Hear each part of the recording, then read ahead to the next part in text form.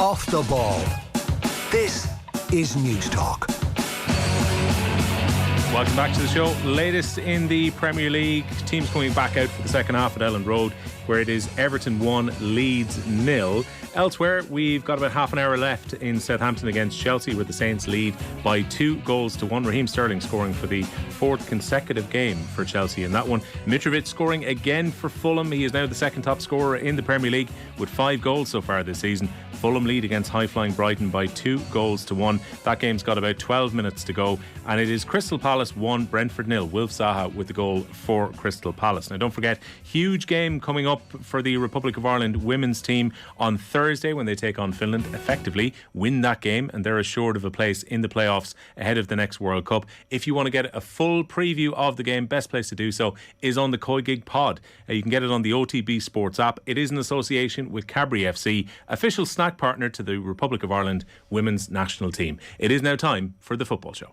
The Football Show on Off the Ball. With Sky. Watch every live Premier League game this season on Sky Sports, BT Sport and Premier Sports. I'm prepared to do anything I can to play for my country again. Do it then. What about your start to the game? It wasn't bad, was it? Why should have been an honest answer be a mistake? How can a modern day manager not have a mobile phone? Why should he? Welcome along to the Football Show. We'll be keeping an eye on the second halves of those games in the Premier League. Also speaking to Philippe Auclair a little bit later on this hour, what's been an absolutely crazy story about the extortion of Paul Pogba, which has been effectively going on for the last 4 months or so. A group of his so-called former friends and his brother have been trying to extort him for around about 13 million euro. They managed to get 100,000 from him when they caught him with a group in balaclavas essentially and assault rifles in an apartment block in Paris. Took him to the bank and he was only able to take out 100,000 euro. This has been going back for some time, but is also a huge distraction for Paul Pogba just a couple of months ahead of the World Cup. Kylian Mbappe's name has been brought into the story as well. Talk about a hex being put on France's star striker. We'll talk about all that with Philippe Auclair a little bit later on this hour. But till I say, Dan McDonnell's here with me as well. Dan, how you getting on? Hi, Will. How are things? We have to start with Keith Long. It's the story you've been covering across the day. I think it was around 5 o'clock this afternoon when the speculation around the fact that he was going to be leaving his position became made official by an announcement from Bohemians, and they parted company with their manager. Yeah, it's probably one that's happened pretty quickly. Well, like they lost 3-1 to St Pat's last night. They're playing, as you would have referenced earlier in the show, like they're playing Rovers on Friday, big derby. And you know, there was a story earlier today about sort of Rovers fans being annoyed with the allocation they're getting for that game. And it was actually around that time I sort of was trying to get in touch with some people at Bowes in response to that, and wasn't getting any replies. And then it sort of made sense when started to hear on the grapevine that there was something happening with Keith Long, and sure enough that was the case, and it was confirmed around 5 o'clock, but I think it was going around the certainly football circles a couple of hours earlier than that. So it is surprising. Like, it's unusual. I mean, he's the second longest serving manager in the history of the club, you know, with 8 years. Oh, not quite 8 years. 8 years this October. Billy Young did 16. The second longest serving manager in the Premier Division at the moment, after Ollie Horgan, and after Stephen Bradley, who'd be next. There'd be a fair gap. Huge and gap, yeah. So it's like it is actually. He has had a great time there, and you probably sense that there's a lot of sort of emotion, I think, in the announcements, because even when you start to hear that maybe he was on the way out earlier, there would have been some people who were a little bit sort of unclear if this is something that could be happening, because he does have very good relationships with people at the club, like in high up there, and he probably was very much, you see the tone of the statements, like he's a sort of a true Bohemian, and at a time when like he's been in charge, when Bowes has, as a statement referenced, like we're sort of drifting a bit and coming off the back of their sort of real bad financial issues, or in fact still sort of in them really in 2014, and he's been to the fore at a time when Bowes have become like this brand, and this sort of people will mock it, but it's like it's still a big sort of success story in terms of like now full houses. He's still last night, things are bad, but it's still actually sold out games, you know, like it's not as if people are voting with their feet or something like that. It hasn't been that type of managerial sort of dissolution in terms of how an era has come apart. It hasn't really been like that, but because he's so synonymous with their rise and very much in keeping with their, I don't know, the whole Bows story that's going on, it's obviously doubly hard for them probably to part. If it was just some manager who'd come in for 18 months, and people are used to that in football now, like you see managers, and particularly, not just, I mean, here, you tend to say over and across the water, but it does happen here too. You have people who'll go somewhere and they'll move on pretty quickly. But this is different. So there's actually a sort, and like it's been a tough time for Bows recently. Like, you know, they've lost sort of Derek Monaghan, like a big sort of massive presence behind the scenes, and then you have this situation where it's for some people, like, I don't know, there's no glee, or there's no, you know, the way when a manager leaves his job, maybe there's some fans who'll be, you know, about time and stuff, but generally it's not from that place of that sort of rancor or that sort of toxicity. It's not really like that. It's more a case of, yeah, maybe justice had reached the end of the road. Is part of that too, and like Bo said in their statement, it's with regret that we announced the fact that Keith Long is going to be leaving the club. That for many fans, there's probably an understanding with the amount of players, the huge turnover that they've had, and players leaving the club in the last year in particular, that this became very difficult. They might look at things on the field and say, look, it's been really bad in recent weeks particularly, and outside of the cup performances they've been poor in the league, but at the same time, when a squad is effectively leaving en masse, it becomes very difficult for any manager. Yeah, and like there's probably going to be that sliding doors feeling about the penalty shootout in the cup final at the Aviva last year. Although in saying that, I think quite a few of the players who left were due to go at that point anyway. But still, if they had European football this year, it just gives you a small bit of momentum, and maybe it just makes it harder to pick up and do that rebuild again. And again, not everyone would be like fully familiar with sort of the Bows evolution as a club as well, but Bows were at a point where their sort of thing in the last couple of years is in a Premier Division now that is almost entirely full-time professional. They're still sort of, they have this part-time thing now. In fairness, most of the players at the club actually don't have other jobs. Like that would have been more the case in recent years, not really this year, but there'd be one or two, and people in various coaching positions, and there was a sense of there's a little bit of an underdog story here wrapped up with the Bows identity, but they're sort of transitioning from that at the moment. Like they're going to the morning training next year, and they've started to sign players on longer term contracts this year, or this multi-year contracts. In fact, Keith Long signed 9 players last month, some of whom I think, I'm not sure, I don't have it to hand, but quite a few of them I think are certainly beyond the end of this season. So it looked like everything, all the blocks were being put in place for him to be the manager and to oversee that change to probably being a full-time club. And then that's where there's that sort of poignant element to it, without being too sort of, you know, put it in the perspective of other things in life. But, you know, he's brought them probably to a certain part of the journey, and now he steps aside, and it's a great job. Like, it actually is a great job, and it's a club that's probably vibrant in a lot of ways, and has a far better job than the one than he inherited. So it's obviously unfortunate when you then have to step away, and someone else may come in and find that they're starting from a better place. Now, they'll probably start with more pressure on them too, so there's two sides of looking at that. 2 Irish scores in the Birmingham and Norwich game in the Championship, by the way, was the first goal scored by Scott Hogan, who, with his goals for Birmingham, putting himself back in contention ahead of the squad being named for the 2 games in the Nations League for the Republic of Ireland. And then a man who's in wonderful form in Omar Bamadeli has scored the equaliser for Norwich. And I was chatting to Stephen Kenny at the weekend, Dan. He was talking about just the array of options that he has at centre back at the moment. It's one of those real strong parts of the team where everyone kind of focus on the 3 goalkeepers, and 2 of them now playing in the Premier League, and Caoimhín Keller at a Premier League club with Liverpool. But the way that the centre backs have started the season, okay, Shane Duffy is being restricted to just time off the bench. It's been a slow start for Seamus Coleman, but the younger defenders that have been used in the 3 different defending positions as centre backs have all started the season pretty well, and it's great to see Darragh O'Shea particularly as well, you know, back to fitness again. Yeah, and like I was thinking about this the other day. I mean, like, clearly, I mean, it's not as if they're instantly going to step on the pitch with Ireland together and like strike up this amazing understanding. Although, you know, at various times they've played together for Ireland at underage or senior level. And like for example, like Omar Bamadeli came in last year, you know, was this sort of star turn, and got injured then and sort of disappeared before Nathan Collins had actually effectively made his senior Ireland debut. So there's a sense that like they haven't all, or certainly competitive debut in the case of Collins, that they won't have spent time on the pitch. But you do let the mind wander and think, wow, like what platform this can give the team going forward. Like if you have that situation where you have the solid goalkeeper and you have a really good quality defence, and even how they play, like Collins is so comfortable. They're all good on the ball. So comfortable commanding.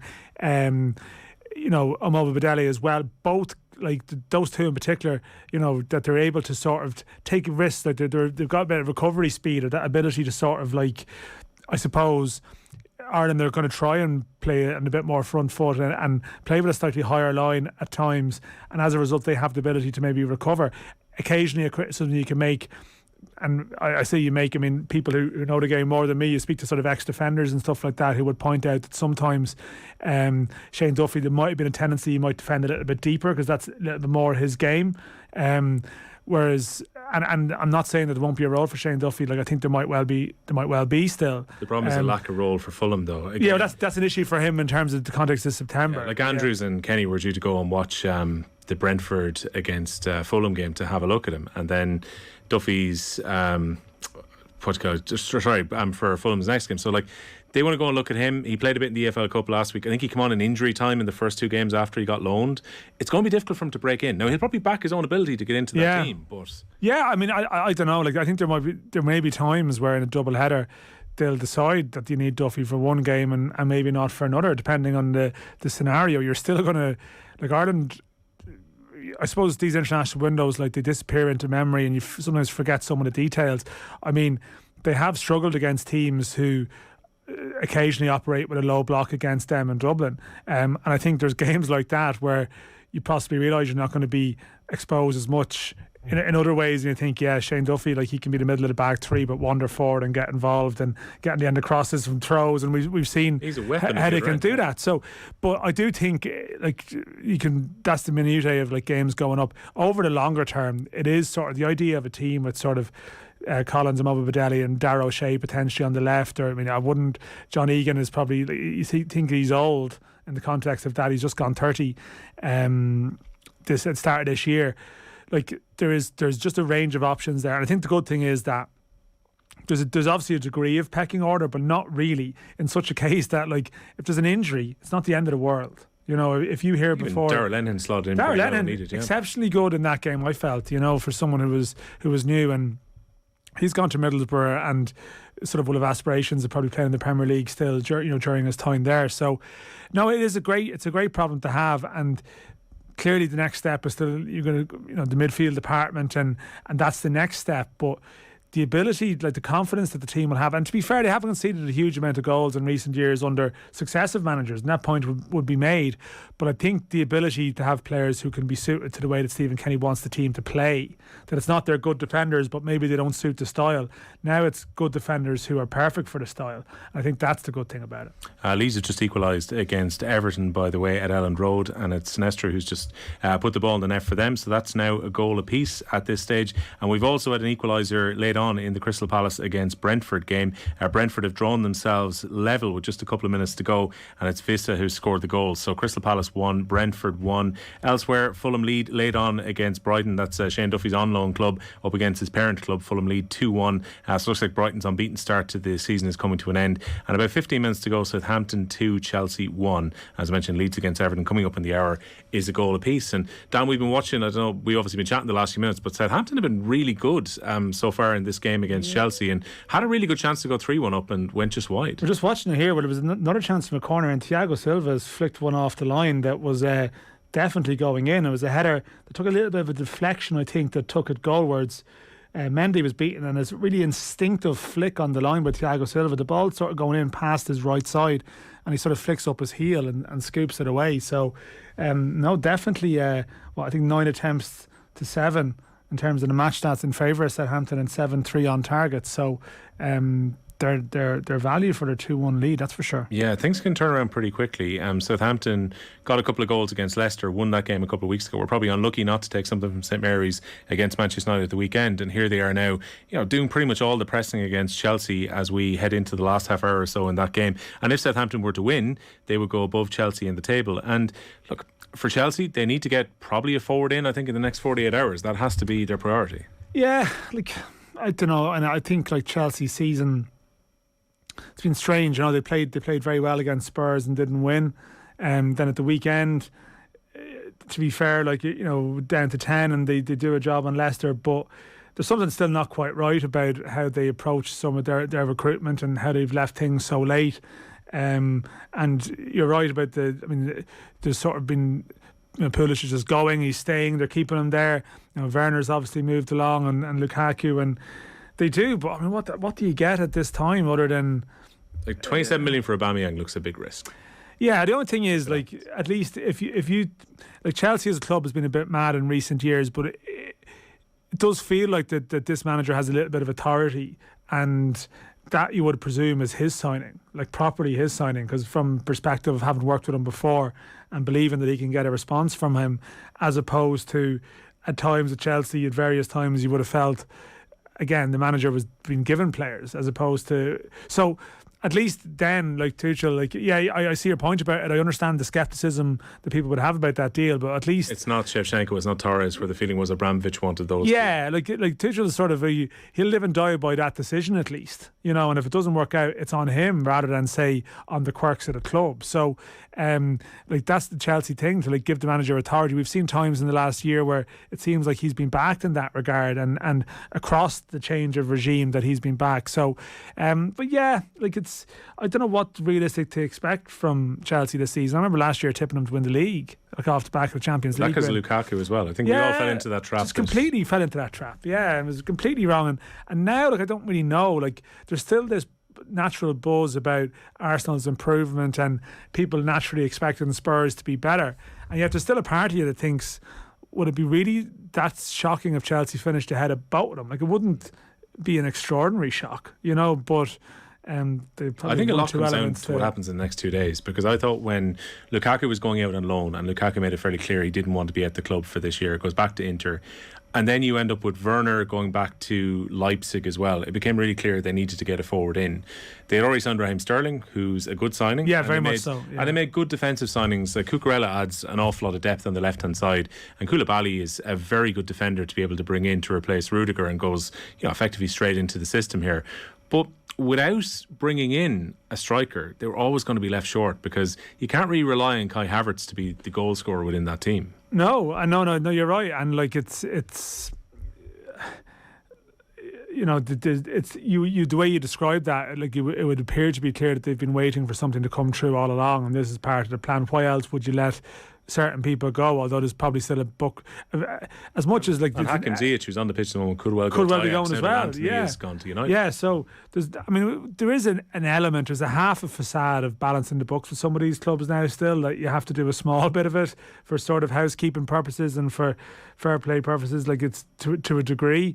And yeah, maybe there is something coming, but as I said, I just don't like these last minute signings at this level. It's doesn't always point to your recruitment being fully on point, and it can cause problems. But still, when they have their strongest team out, obviously Kante's been injured too, when they have their strongest 11 out, they're still pretty good, and maybe they're hoping that Sterling, it may well be that Sterling, liberated from sort of the City uncertainty, is actually their guy they're looking to if something falls through. Sterling was talking a few weeks ago about how he was very unhappy about the fact that he was being dropped for some of the big games for Man City, and felt like his relationship with the coaching team and Pep Guardiola possibly fell apart a little bit towards the end of it. This is now 3 consecutive games that Raheem Sterling has scored.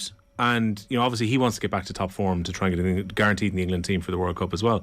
He could be really important. We've spoken about Gabriel Jesus as being the one that Man City let go, but Sterling potentially could be huge for Chelsea this year. And I think so. I think it's always these things that you'll have these players at these elite super clubs, and it's only when they step.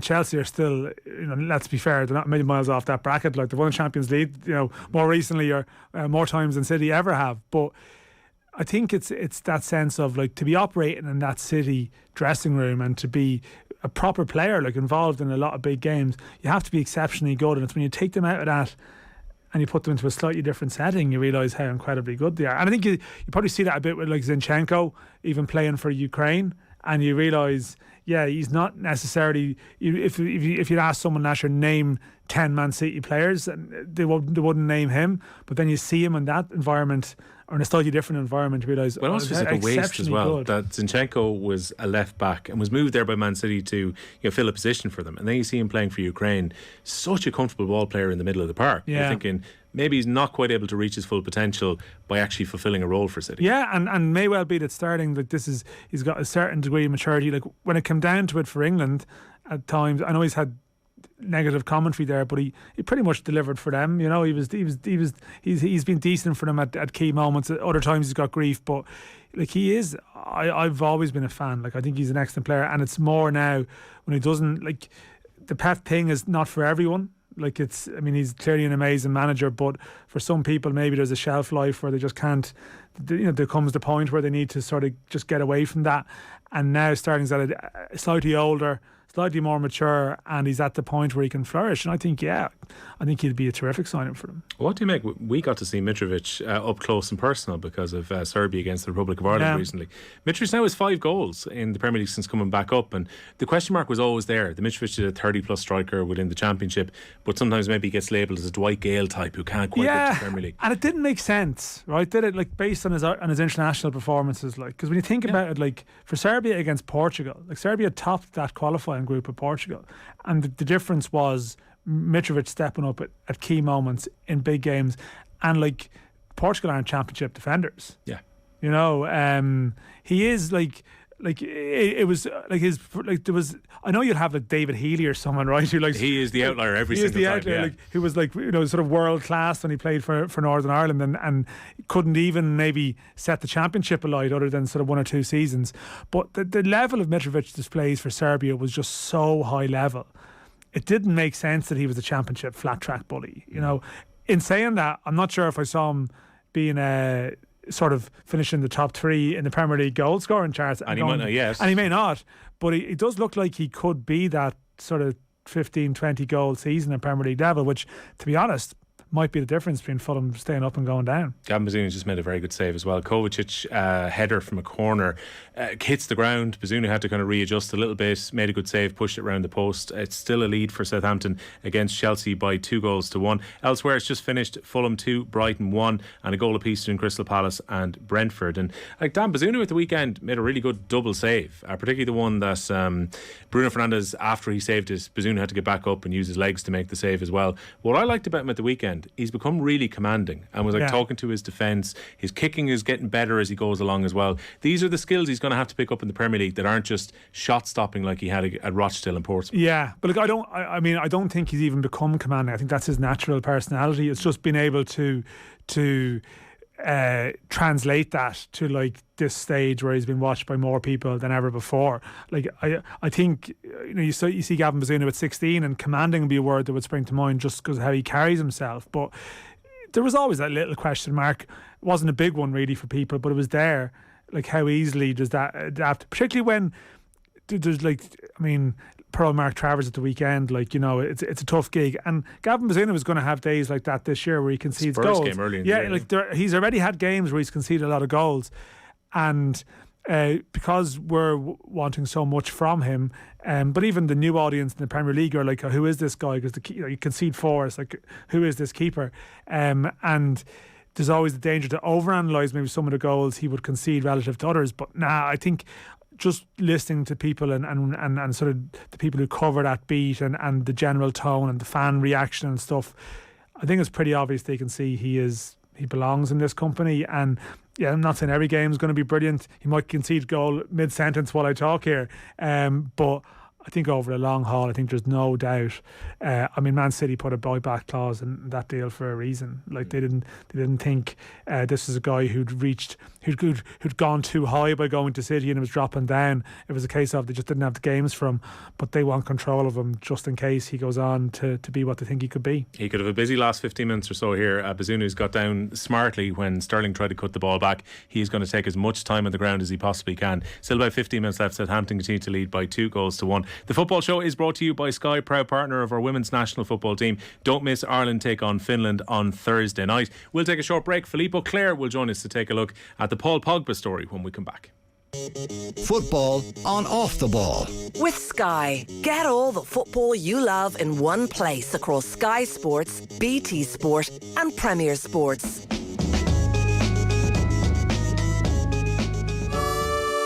Moncrief. Is there a radio god? Is it Pat Kenny? I don't know. I might be. No, he'd be a senior saint. He'd be like an angel. Yeah. Maybe a saint. Yeah. Moncrief. Brought to you by Avant Money. Weekdays at 2 p.m. on News Talk.